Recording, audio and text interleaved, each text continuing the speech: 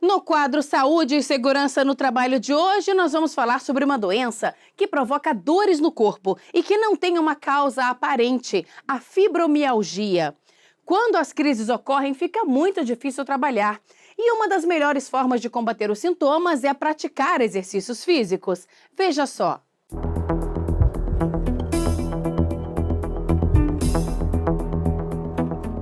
Todo mundo já sentiu dor em alguma região do corpo, seja por um trauma, uma inflamação.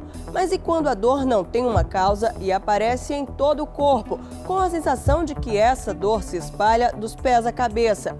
Para alguns é até difícil de imaginar, mas para mais de 2% da população ela é bem conhecida. Você já ouviu falar da fibromialgia?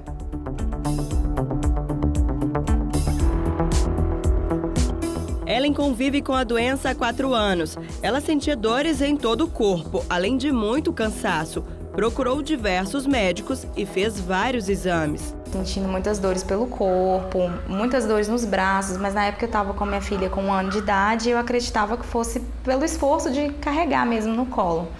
E aí eu resolvi procurar ajuda médica. Primeiro fiz um check-up com todas as especialidades, foram descartando, né, possibilidades até chegar no reumatologista e fiz mais exames com ele lá e ele me deu o diagnóstico da fibromialgia. A fibromialgia é caracterizada por uma dor generalizada, podendo ser acompanhada de fadiga, problemas do sono e intestinais e falta de ânimo.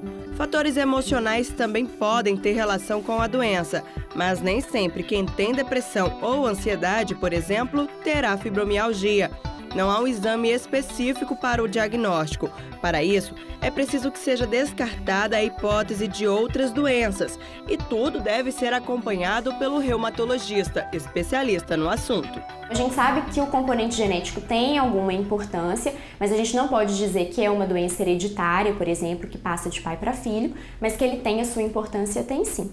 E é mais comum em indivíduos entre 30 a 50 anos de idade. Embora possa comprometer adolescentes, idosos, isso também é variável. Por conta das dores, Ellen sempre ficava afastada do trabalho por no mínimo 3 dias. Hoje está desempregada e com dificuldades de voltar para o mercado. Na última empresa que eu trabalhei, que eu tive muitos atestados, eu não tive muitos problemas, mas eu já passei por empresas onde eu fui afastada pelo INSS. Hoje já tentei retornar para a empresa e a empresa já me diz que não me aceita, não tem o perfil por conta do afastamento do INSS. Segundo dados da Previdência Social, entre 2012 a maio de 2017, foram concedidos mais de 43.200 auxílios ligados à fibromialgia.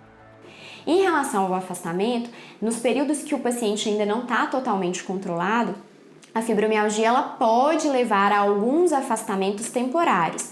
Na verdade, o paciente ele sente tanta dor que ele procura, às vezes, frequentemente o pronto-socorro, o pronto-atendimento, e ele acaba ganhando pequenos atestados, né? Então, a fibromialgia é uma causa de afastamento de trabalho, principalmente afastamento de trabalho recorrente.